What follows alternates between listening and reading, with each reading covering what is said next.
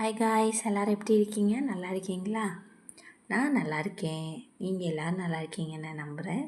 இன்றைக்கி நம்ம என்ன பார்க்க போகிறோன்னா, இன்றைக்கி வெஜிடபிள் பிரியாணி தான் பார்க்க போகிறோம். நான் எப்படி பண்ணுவேனோ அதுதான் வீடியோ எடுத்து போட்டிருக்கேன். ஃபஸ்ட்டு என்ன பண்ணுறீங்கன்னா, ஃபஸ்ட்டு ஒரு குக்கர் எடுத்துக்கோங்க. தேவையான காய்கறி, வெங்காயம், தக்காளி, இஞ்சி பூண்டு பேஸ்ட்டு, புதினா, கொத்தமல்லி, பச்சை மிளகா எல்லாமே தனியாக நான் எடுத்து வச்சுருக்கேன். கொஞ்சம் ஆயில் ஊற்றிக்கலாம். நான் 200 அரிசி தான் நான் வைக்க போகிறேன். அதுக்கேற்றாப்புல தான் நான் காய் கட் பண்ணி வச்சுருக்கேன். எண்ணெய் நல்லா காஞ்சிடுச்சு. 2 பட்டை, 2 லவங்கம், 2 ஏலக்காய் எடுத்துக்கோங்க தனியாக. நான் கட் பண்ணி வச்சுட்டேன். ஆல்ரெடி கட் பண்ணி தான் வெங்காயம், தக்காளி எல்லாமே கட் பண்ணி தனியாக வச்சுருக்கேன். ஓகே, இப்போ நான் வந்து என்ன பண்ணியிருக்கேன்னா 2 பூ போட்டிருக்கேன், 2 3 பட்டை, 2 லவங்கம், 2 ஏலக்காய் போட்டிருக்கோம். இது நல்லா பொரிஞ்சு வரட்டும், நல்லா அந்த வாசனை வரட்டும். அதுக்கப்புறம் நம்ம என்ன பண்ணுறோன்னா, சின்ன வெங்காயம் ஒரு 10 சின்ன வெங்காயம் நான் நறுக்கி வச்சுருக்கேன், அதை போட்டுக்கலாம். ஓகே, வெடிக்க ஆரம்பிச்சிருச்சு, போட்டுக்கலாம். அதோடு சேர்த்து நான் பச்சை மிளகாவையும் போட்டேன், சேர்த்து நல்லா வதக்கிக்கிங்க. நான் ஆக்சுவலி வந்து சோம்புலாம் போட மாட்டேன். பிரியாணிக்கு எப்போவுமே சோம்பு போடவே கூடாது. அதே மாதிரி கருவேப்பிலையும் பிரியாணிக்கு நம்ம போடக்கூடாது. முடிஞ்ச அளவு 2 3 பச்சை மிளகா நம்ம போட்டுக்கலாம். நல்லா வதக்கிக்கலாம்.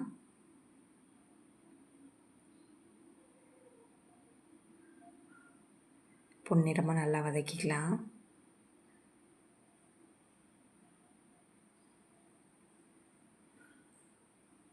ஓகே, நல்லா கிண்டிக்கலாம்.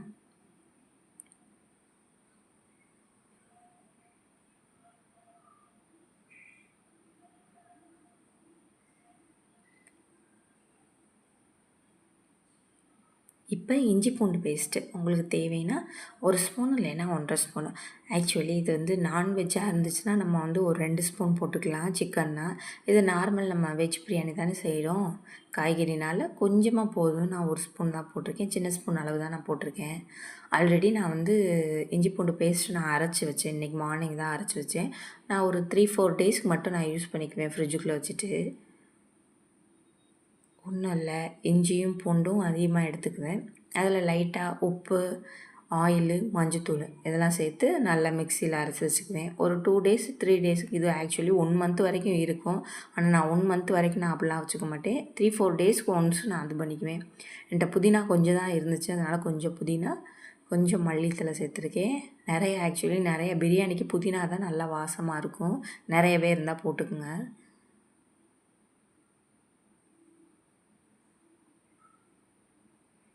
அப்புறம் நம்ம தக்காளி போட்டுக்கலாம். நல்லா வதங்கட்டும். திடீர்னு தான் பாப்பா வந்து வெஜ் பிரியாணி செஞ்சு கொடுங்கம்மா அப்படின்னா, இது நைட் டின்னர் இது. இதை எடுத்து 1 வீக் ஆயிடுச்சு, வீடியோ போஸ்ட் பண்ண முடியல வாய்ஸ் கொடுத்து. சரி, இப்போ பண்ணுவோம். கொஞ்சம் சால்ட்டு நல்லா வதங்கிறதுக்காண்டி நல்லா கிண்டி விடுங்க. சால்ட் போட்டுக்கோங்க. தக்காளி வந்து எப்படின்னா நல்லா பழமாக இருக்க மாதிரி இருக்குது, உள்ளே காயாக தான் இருக்குது. நான் என்ன பண்ணேன்னா கரண்டி வச்சு நல்லா குத்தி விட்டுட்டேன்.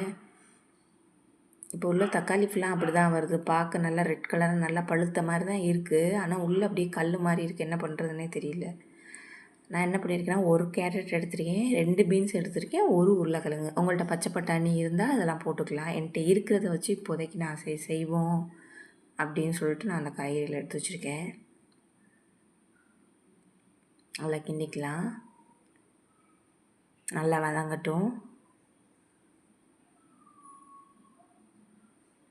இப்போ காய்கறி எடுத்து போட்டுக்கலாம்.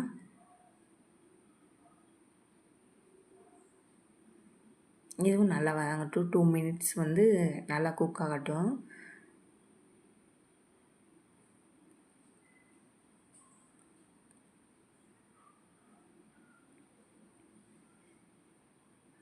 அதுக்கப்புறம் நம்ம என்ன பண்ணுறோன்னா, தனி மிளகாத்தூள் இருக்குல்ல, காஷ்மீர் பவுடர் நான் தனியாக வாங்கி வச்சுருக்கேன், தனியாக யூஸ் பண்ணிக்குவேன்.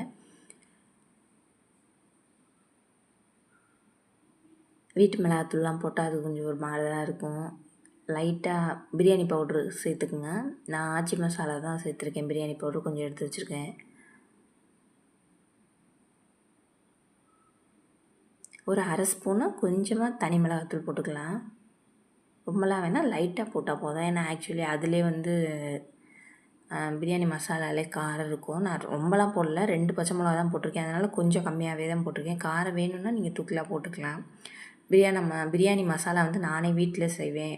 என்னென்னா பட்டை 50 கூட வேணாம், உங்களுக்கு தேவைங்கிறாப்புல. ரொம்ப ஓவராக அரைச்சிக்க வேணாம். ஒரு மாதத்துக்கு யூஸ் பண்ணுற மாதிரி அப்படிங்கன்னா 10 எல்லாமே 10 கிராம் பட்டை, 10 கிராமு கிராம்பு, ஏலக்காய், மிளகு, சீரகம், சோம்பு, தனியா இதெல்லாம் சேர்த்து நம்மளே வறுத்துட்டு, எப்படின்னா ஆயில் போடாமல் வறுத்துடணும். கடாயில் போட்டு நல்லா வறுத்துட்டு மிக்சியில் அரைச்சிருங்க பொடியாக்கிட்டு. லைட்டாக தயிர் சேர்த்துக்குங்க. 1 ஸ்பூன் தயிர் சேர்த்துருக்கேன். நான் லெமன் புழிஞ்சு விடலை, தயிர் மட்டும்தான் சேர்த்துருக்கேன். இதுக்கு லெமன்லாம் தேவை கிடையாது, தயிர் மட்டும் போதும். நல்லா வதங்கட்டும். சிம் குக்கில் வைக்கிறேன்னா சிம்மில் தான் நான் வச்சுருக்கேன். நல்லா வதக்கிக்கிட்டு இருக்கேன். நல்லா இது குக் ஆகட்டும். 200 தான், நான் ரைஸ் வந்து 200 தான் வச்சுருக்கேன். ஆல்ரெடி கப்பில் நான் வச்சுருக்கேன், தண்ணி ஊற்றி ஊற வச்சு வச்சுருக்கேன்.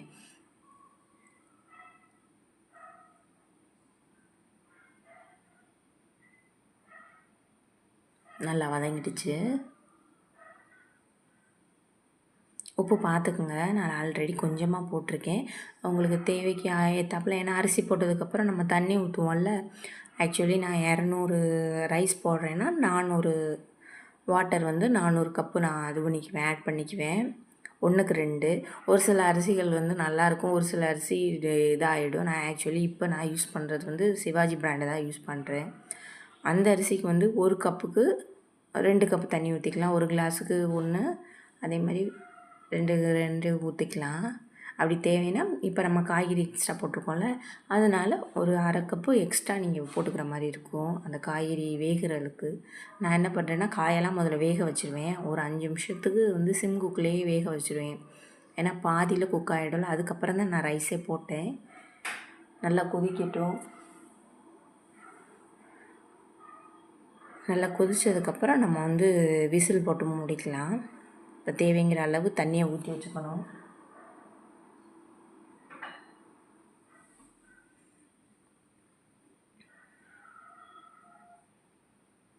ஒரு கிளாஸுக்கு 2 டம்ளர் தண்ணி தேவைங்கிறது ஊற்றியாச்சு. காய்கறிக்கு தகுந்தாப்புலே நான் ஊற்றிட்டேன், போதும். என்னோடய குக்கர் என்னென்னா அப்பப்போ 3 விசிலில் நல்லா வந்துடும். எப்படின்னா நான் சிம்மிலே வச்சேன்னா 3 விசில் வைப்பேன். அப்போ நல்லா வந்துடும். அரிசி வந்து அப்படியே உதிரியாக வந்துடும். நம்ம ஃபுல் ஃப்ளேமில் வச்சோம்னா 5 விசில் வைப்பேன். இன்றைக்கி எத்தனை விசில் வருதுன்னு பார்க்கலாம். ஃபுல் ஃப்ளேமில் வச்சேன்னா 5 விசில் கம்பல்சரி வச்சுருவேன். சிம்மில் வச்சோன்னா ரொம்ப நேரம் டைம் ஆகும். 3 விசில் வந்துச்சுன்னா கரெக்டாக இதாயிரும்.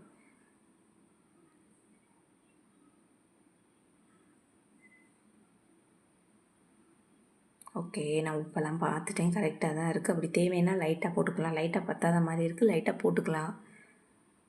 உப்பு இல்லாமல் கூட நம்ம அட்ஜஸ்ட் பண்ணி சாப்பிட்ருவோம். உப்பு அதிகமாக இருந்தால் அது சாப்பிட கூட முடியாது.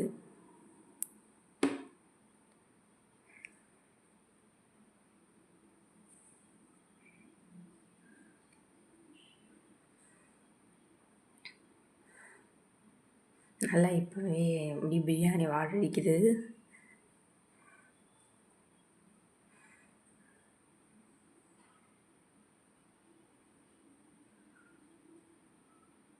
ஓகே, கொதிக்க போகுது. நல்லா கொதிக்கட்டும். நான் ஒரு 1.5 ஸ்பூனு நெய் விட்டேன், ஆனால் அது இதாகிடுச்சு. எடிட்டில் வந்து எப்படின்னா கேமரா அப்பப்போ ஃபோக்கஸ் ஆகிடுது, பிளாக் ஆகிடுது. அதனால் அதை கட் பண்ணிவிட்டேன். நீங்கள் என்ன பண்ணுறீங்கன்னா ஒரு 2 ஸ்பூன் உங்களுக்கு எவ்வளோ நெய் பிடிக்குமோ போட்டுக்கலாம். நான் கரெக்டாக ஒரு 1 ஸ்பூன் போட்டிருக்கேன், போதும். 200 அரிசி தானே.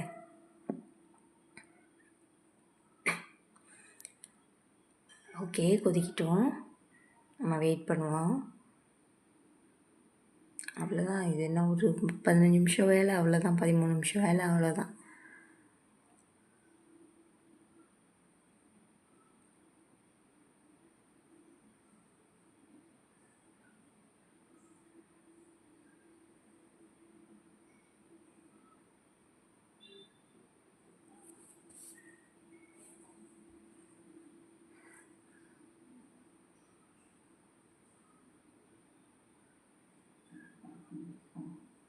ஓகே, குக்கர் எடுத்துக்க வேண்டியதான். குக்கர் மூடி எடுத்துக்க வேண்டியதான். ஓகே, நல்லா கொதிச்சு வந்துருச்சு. நல்லா கொதிச்சிடுச்சு.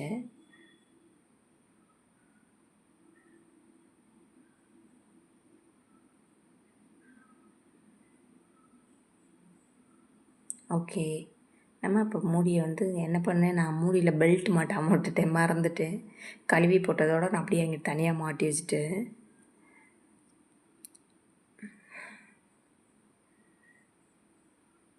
ஓகே, விசில் போட்டாச்சு. ஃபஸ்ட்டு சிம்மில் தான் வச்சேன். எனக்கே கடுப்பாயிருச்சு, இவ்வளோ நேரத்துக்கு நம்ம வெயிட் பண்ணுறதா அப்படின்னு நான் ஃபுல்லாகவே வச்சுட்டேன். அப்போ தான் டக்கு டக்குன்னு நமக்கு 5 விசில் வரும். டைமும் வேட ஆயிடுச்சு.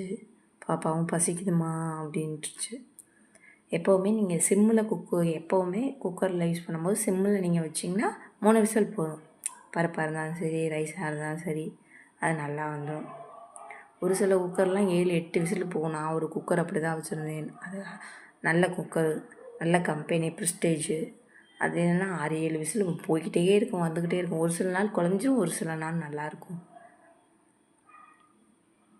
குக்கர்களில் நம்பவே முடியாது.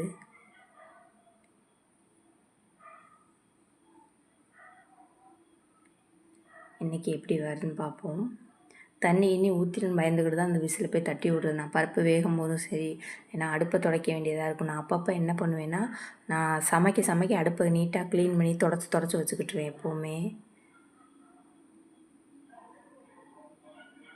அது என்னன்னு தெரியல, அது ஒரு ஹேபிட் ஆகிடுச்சு. லைட்டாக தண்ணி சிந்தினாலோ ஆயில் சிந்தினாலோ தெரிச்சாலோ ஒரு மாதிரி இருக்கும். அந்தந்த நேரத்துக்கு சமைக்கிற நேரம் ஃபுல்லாமே நான் அப்பப்போ நீட்டாக தொடச்சி புது அடுப்பாகவே வச்சுக்குவேன். அது அப்படி பழகிடுச்சு எனக்கு. அப்படி வச்சுக்கிட்டா தான் அது நல்லாவும் இருக்கும். ஓகே, விசில் வந்துடுச்சு.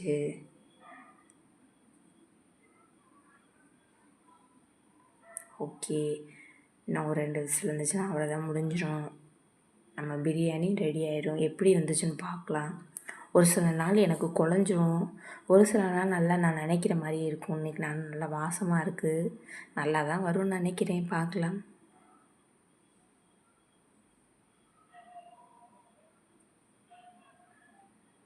எனக்கு சப்போர்ட் பண்ண மக்களுக்கு ரொம்ப நான் நன்றி சொல்கிறேன். இன்னமும் கொஞ்சம் சப்போர்ட் கொடுங்க. என்னோடய சேனலை சப்ஸ்கிரைப் பண்ணுங்கள், ஷேர் பண்ணுங்கள், லைக் பண்ணுங்கள். தேங்க்யூ உறவுகளே.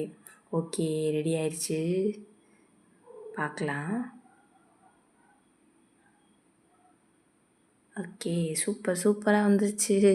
நல்லா உதிரியாக இருக்குது, நல்ல வாசமாக இருக்குது. பார்க்கும்போதே உங்களுக்கு தெரியும், நல்லா கலர்ஃபுல்லாக இருக்குது. நான் எதுவுமே